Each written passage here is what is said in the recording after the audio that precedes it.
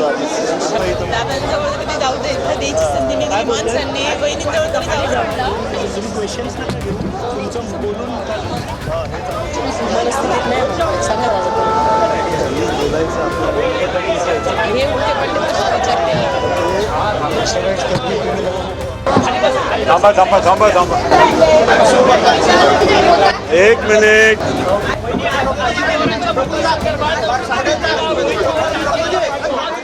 अजितदादा गेल्यानंतर पटेल आणि तटकरेंबाबत निर्माण होणारे अनेक प्रश्न हे आजही अनुत्तरित असले तरी काही प्रसंगांमधून ते गंभीर प्रश्न पुन्हा पुन्हा डोकं वर काढतातच.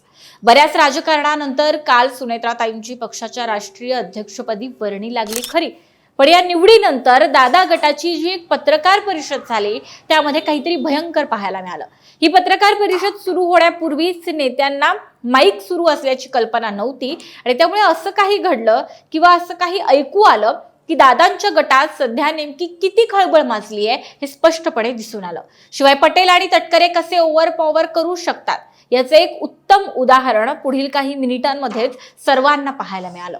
या दोन नेत्यांनी पत्रकार परिषदेमध्ये सुनेत्राताईंना बसवलं खरं, पण त्यांना दोन शब्द सुद्धा बोलू न देता थेट तुम्ही निघा असं सांगण्यात आलं.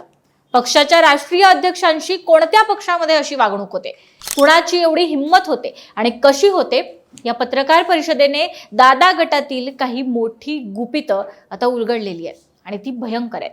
हा व्हिडिओ तर मी तुम्हाला दाखवणारच आहे आणि याविषयी आपण सविस्तरपणे बोलणारही आहोत, त्यामुळे लगेच व्हिडिओला सुरुवात करूया. नमस्कार, मी गौरी आणि तुम्ही पाहत आहात प्राईम टाईम महाराष्ट्र. सुरुवातीला एक महत्त्वाची आठवण, तुम्ही जर अजूनही आमचं चॅनेल सबस्क्राईब केलं नसेल तर ते जरूर करा. TV9 मराठी या प्रसिद्ध वृत्तवाहिनीच्या वृत्तातून त्यांनी दिलेल्या वृत्ताच्या हवाल्यानं मी आता तुम्हाला ही सगळी बातमी सांगते आहे आणि नेमकं काय घडलं कालच्या पत्रकार परिषदेमध्ये ते सांगणार आहे. अजितदादांच्या पत्नी सुनेत्रा पवारांची काल पक्षाच्या राष्ट्रीय अध्यक्षपदी निवड झाली आणि त्यानंतर आयोजित करण्यात आलेल्या पत्रकार परिषदेमध्ये एक अत्यंत विचित्र असा प्रकार पाहायला मिळाला. ही पत्रकार परिषद अधिकृतपणे सुरू होण्यापूर्वी आमदार सरोज अहिरे आणि तिथल्या काही नेत्यांमधील एक धक्कादायक संवाद हा रेकॉर्ड झालाय आणि तो सोशल मीडियावर व्हायरलही झालाय. पत्रकार परिषद सुरू होण्यापूर्वीच काही नेत्यांना तिथे माईक सुरू आहेत याची कल्पना नव्हती आणि यावेळी पक्षातील काही नेते आमदार हे आपापसात कुजबूज करताना पाहायला मिळाले. यावेळी सुनेत्रा पवारांनी पत्रकारांच्या प्रश्नांपासून कसं वाचायचं किंवा त्यांना आपण कसं वाचवायचं याबद्दलची प्रमुख चर्चा सुरू होती. वहिनींना सांगूयात की तुम्ही प्रश्नांना उत्तरच देऊ नका, तुम्ही प्रश्नच घेऊ नका, तुमचं बोलून झालं की तुम्ही लगेच उठा, पत्रकार प्रेशराईज करतील तेव्हा आम्ही तुम्हाला उठवू.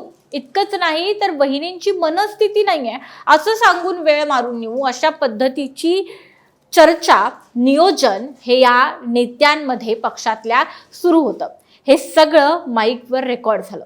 इतकंच नव्हे तर सरोज अहिरेंनी कार्यकर्त्यांना बाजूला करण्यावरून सुद्धा या ठिकाणी भाष्य केलंय. दादांजवळ तर कधी जाऊ देण्याची संधी माणसांनी दिली नाही, किमान वहिनींजवळ तरी जाऊ द्या असं अहिरे म्हणाले आणि हा प्रत्यक्ष व्हिडिओ सध्या प्रचंड व्हायरल होतोय.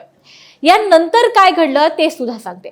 पटेल आणि तटकरेंनी नावापुरतं सुनेत्रा पवारांना त्या पत्रकार परिषदेमध्ये आणलं आणि बसवलं.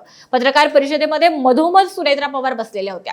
स्वतः राष्ट्रीय अध्यक्षपदाची पटेलांनी घोषणा केली आणि थेट सुनेत्राताईंना काहीही बोलू न देता तुम्ही निघा असं सांगून पत्रकार परिषदेतून जायला सांगितलं आणि त्यानंतर तटकरे आणि पटेल या दोघांनीच पुढची पत्रकार परिषद घेतली. मग प्रश्न आहे की एकही शब्द न बोलू देता पक्षाच्या राष्ट्रीय अध्यक्षांना पटेल असं निघून जायला कसं काय सांगू शकतात, तेही ज्या दिवशी याची घोषणा झालेली आहे त्याच दिवशी. अनेक प्रश्न या निमित्तानं उपस्थित होतात आणि ते अत्यंत गंभीर आहेत आणि ते महत्वाचे आहेत. पहिला प्रश्न तो म्हणजे सुनेत्राताईंनी माध्यमांशी बोलू नये यासाठी अजितदादांचे हे नेते इतकी धडपड का करतायत, कारण का शोधतायत. सुनेत्राताई माध्यमांशी बोलतात, त्या आपल्या मनातलं सांगतात, त्या व्यवस्थितपणे गेल्या काही काळातलं त्यांच्या मनातल्या भावना, त्यांनी किती कठीण काळामध्ये हा सगळा निर्णय घेतला आणि ते कसं पेलतात याविषयी जर बोलू इच्छित असतील, ते जर त्यांच्या विजन बद्दल पक्षासाठीच्या आणि महाराष्ट्रासाठीच्या काहीतरी बोलू इच्छित असतील तर पक्षातील इतर नेत्यांना त्यांच्या पत्रकारांशी बोलण्याबद्दल नेमका काय प्रॉब्लेम आहे. सरोज अहिरे म्हणाल्या की अजितदादांच्या जवळ जाऊ दिलं नाही, आता सुनेत्राताईंच्या तरी जवळ जाऊ द्या.